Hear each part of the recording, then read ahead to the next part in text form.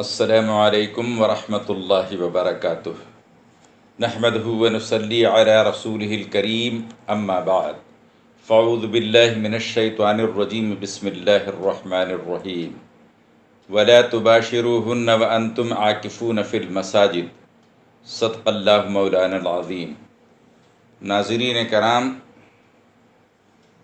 اعتکاف کے تعلق سے آج تیسرا حصہ آپ کی خدمت میں پیش کیا جا رہا ہے۔ اعتکاف بہت ہی عظیم الشان عبادتوں میں سے ایک بڑی عبادت ہے، اور پچھلی نشستوں میں ہم نے آپ کی خدمت میں یہ بات عرض کر دی کہ ماہ رمضان کی بھی کچھ سنتیں ہیں۔ تراویح کی نماز، تلاوت قرآن، صدقہ، اور اسی طرح سے ایک بہت بڑی سنت اعتکاف ہے۔ یہ مسنون اعتکاف رمضان کے علاوہ کسی اور میں نہیں ہوتا ہے۔ واجب اور نفلی اعتکاف تو کبھی بھی کر سکتے ہیں، مگر وہ اعتکاف جس کا ذکر اللہ نے ان قرآنی الفاظ میں کیا ہے وہ رمضان کے ساتھ خاص ہیں، اور صرف رمضان میں ہی اعتکاف ہوتا ہے۔ اللہ سبحانہ و تعالیٰ نے یہ اعتکاف رمضان میں کیوں رکھا ہے، اس کا فلسفہ اور حکمت کیا ہے، اسی پر چند چیزیں آپ کی خدمت میں پیش کر رہے ہیں۔ پہلی چیز، رمضان کے روزوں کا جو مقصد اللہ نے بتلایا ہے وہ ہے تقوی حاصل کرنا۔ کتب علیکم الصیام کما کتب علی الذین من قبلکم لعلکم تتقون۔ اس تقوی کے حصول کے لیے اللہ سبحانہ و تعالیٰ نے رمضان میں بہت سی عبادتیں بڑھائی ہیں، اور بہت سے امور سے مسلمان کو منع بھی کیا گیا ہے۔ مثلا تراویح کی عبادت بڑھائی گئی،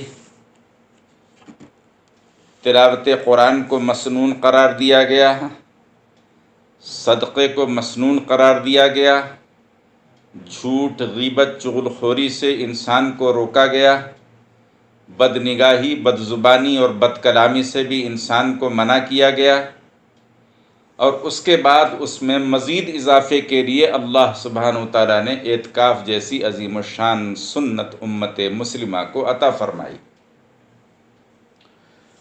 دیکھیے، اعتکاف قربت الہی کا بہت بڑا ذریعہ ہے۔ اس کا پہلا فلسفہ یہ ہے کہ اعتکاف میں معتکف یعنی اعتکاف کرنے والا ساری دنیا سے کٹ کٹا کر گھر، بیوی، بچے، کاروبار سب کو چھوڑ چھاڑ کر محض اللہ کی رضا کے لیے مسجد کے ایک کونے میں پڑا رہتا ہے۔ مسلمان کے اندر یہ بات پیدا کرنی مقصود ہے کہ جس طرح سے مسلمان اللہ کی رضا کے لیے وقتی طور پر اپنے اہل و عیال، بیوی بچے، کاروبار، مکان دکان کو چھوڑ دیتا ہے، اسی طرح سے اللہ سبحانہ و تعالیٰ جب حکم فرمائے انسان کو ہر چیز سے رک جانا چاہیے، ہر چیز چھوڑ دینا چاہیے۔ مثلا دیکھیے، کھانا پینا حلال ہے، مگر روزوں کے دوران اللہ سبحانہ و تعالیٰ نے اسے حرام قرار دیا ہے۔ تو یہ ایک ٹریننگ ہے، انسان کو معتکف اس لیے بنایا جاتا ہے کہ اس کے اندر اللہ کے لیے چیزوں کے چھوڑنے کا جذبہ پیدا ہو۔ اللہ نے فرمایا سود حرام ہے تو چھوڑ دے، اللہ نے فرمایا غیبت حرام ہے تو چھوڑ دے، اللہ سبحانہ و تعالیٰ نے فرمایا کہ بد نگاہی حرام ہے تو چھوڑ دے۔ تو دراصل اعتکاف سے مقصود یہ ہے کہ برے کاموں کو چھوڑنے کی عادت پڑ جائے۔ انسان جیسے اللہ کی رضا کے لیے سب کو چھوڑ دیتا ہے، اگر اللہ کا مطالبہ ہو تو ہر چیز کو انسان چھوڑ دے۔ یہی جذبہ پیدا کرنا اعتکاف سے مطلوب و مقصود ہے۔ دوسرا مقصد، سامعین کرام، یہ دنیا فانی ہے، وقتی ہے، چند روزہ ہے، اور جو بھی انسان پیدا ہوا کل نفس ذائقۃ الموت کے تحت اسے دنیا چھوڑنا ہے، اللہ کے پاس جانا ہے، اسے موت آنی۔ موت کی تیاری کرنا بھی ایک بہت بڑے سعادت کی بات ہے، اور جو انسان موت کے لیے تیار رہتا ہے وہی اللہ کا ولی ہے۔ موت کی تمنا اور آرزو کرنا ناجائز ہے، مگر موت کی تمنا دل میں رکھنا یہ ولایت کی نشانی ہے۔ اور انسان پر جو سب سے مکروہ چیز ہے وہ موت کی تمنا اور آرزو ہے۔ کوئی مرنا نہیں چاہتا۔ اس اعتکاف میں کچھ دنوں کے لیے دنیا سے نکال کر کاٹ کر انسان کو جو مسجد میں اللہ سبحانہ وتعالیٰ نے قیام کرنے کا حکم دیا، وہ اس لیے دیا کہ انسان کے اندر یہ جذبہ پیدا ہو جائے کہ اللہ کی جب مرضی ہوگی ہم یہ دنیا چھوڑ دیں گے۔ آج ہم نے وقتی طور پر اپنے کاروبار کو چھوڑا ہے، اپنے بال بچوں کو چھوڑا ہے، اہل و عیال کو چھوڑا ہے۔ اللہ کی جب مرضی ہوگی تو ہم اسی طرح سے ساری دنیا کو چھوڑ دیں گے اور اللہ کے پاس چلے جائیں گے۔ اسی لیے سرکار دو عالم صلی اللہ علیہ وسلم نے موت کو مومن کا تحفہ قرار دیا ہے۔ اور مسلم کی شریف کی روایت ہے کہ الدنیا سجن المؤمن و جنت الکافر۔ یہ جو دنیا ہے یہ تو مومن کے لیے قید خانہ ہے، اور باغیوں کے لیے، سرکشوں کے لیے، کافروں کے لیے تو یہ جنت ہے۔ کافر اس لیے نکلنا نہیں چاہتا کہ اس کے لیے یہ جنت ہے، اور مومن اس لیے جانا چاہتا ہے کہ دنیا اس کے لیے قید خانہ ہے۔ اسی لیے موت مومن کے لیے تحفہ ہے کہ اسے جو ہے جیل خانے سے، قید خانے سے نکال کر اللہ کی ابدی نعمتوں میں داخل کرتا ہے۔ یہ جذبہ انسان کے اندر اسی وقت پیدا ہوگا جب اس کے اندر یہ جذبہ پیدا کرنے کی کوشش کی جائے کہ دنیا بھی چھوڑنا ہے، دنیا بھی ہمیں خیر بات کہنا ہے۔ اسی کے لیے اللہ سبحانہ وتعالیٰ نے اعتکاف جیسا عظیم الشان نظام نکالا کہ جو ہے مسلمان اس بات کے لیے اپنے آپ کو ہمیشہ تیار رکھے کہ آج ہم نے بیوی، بچے، کاروبار، اہل و عیال کو چھوڑا ہے، کل اسی طرح سے ہمیں سب کو چھوڑ چھاڑ کر اللہ کے پاس جانا ہے۔ اعتکاف میں یہی چیز مطلوب و مقصود ہے۔ اعتکاف کا تیسرا مقصد، قربت الہی کے بہت سے ذرائع ہیں۔ قربانی اللہ کی قربت کا ذریعہ ہے، نماز اللہ کی قربت کا ذریعہ ہے، حج اللہ کی قربت کا ذریعہ ہے۔ اسی طرح سے اعتکاف بھی اللہ کی قربت کا ایک بہت ہی بڑا وسیلہ اور بہت بڑا ذریعہ ہے۔ دیکھیے، انسان سب کو چھوڑ کر محض اللہ کے لیے، اللہ کی محبت میں گوشہ تنہائی اختیار کر لیتا ہے، اور اس گوشہ تنہائی میں صرف اللہ کی قربت حاصل کرنے کے لیے ہر وہ اس کام سے رک جاتا ہے جو اللہ نے منع کیا ہے، اور ہر وہ کام کرنے لگتا ہے جس کا اللہ نے حکم دیا ہے۔ معزز سامعین کرام، تقویٰ کے حصول کے لیے علماء نے دو باتیں اپنی تصانیف میں تحریر فرمائیں۔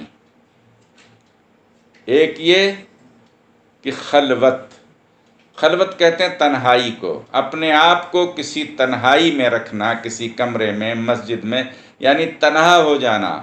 خلوت اللہ سے قربت کا ایک بہت بڑا ذریعہ ہے کہ انسان خلوت میں اللہ سے مناجات کرے، اللہ کو پکارے، اللہ کے آگے عاجزی انکساری کا اظہار کرے، اللہ کے آگے روئے دھوئے۔ اس خلوت سے اللہ سبحانہ وتعالیٰ نے تقویٰ کا حصول آسان کر دیا ہے۔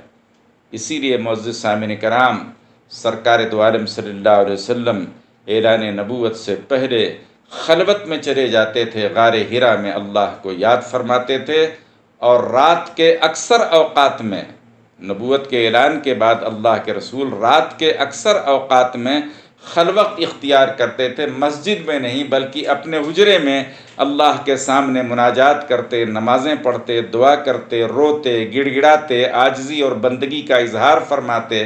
تو انسان کے اندر تقویٰ حاصل کرنے کے لیے جو ایک بہت بڑی چیز علماء نے تحریر فرمائی ہے، اس پر دلائل دیے ہیں، وہ ہے خلوت، یعنی سب سے کٹ کٹا کر ایک جگہ اپنے آپ کو ایک طرح سے سمجھیے اسیر و قید کر لینا، اور وہاں اللہ کی مناجات، اللہ کی عبادت، اللہ کی بندگی، اپنی عاجزی اور مسکینیت کا اظہار کرنا، اللہ کی بڑائی بزرگی کو تسلیم کرنا اور اس کے آگے جھک جانا۔